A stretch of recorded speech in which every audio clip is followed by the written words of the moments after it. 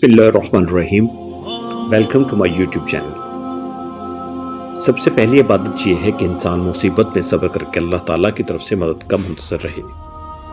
दुनिया वो चीज़ है कि अक्लमंदों ने इसको तलाक दी। ये इन्हीं लोगों का मतलूब है जो गंदे और नापाक हैं। हासिद को किसी से दोस्ती नहीं और खाइन से कभी वफा नहीं होती। वज़ाहत इसका नाम है जो चीज़ मौजूद हो जब तक वो ख़त्म ना हो किसी दूसरी चीज़ की तलब ना करे।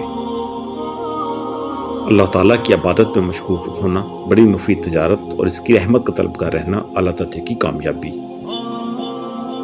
ईमान इसका नाम है कि इंसान मुसीबत में साबर नेमत में शुक्रगुजार रहे।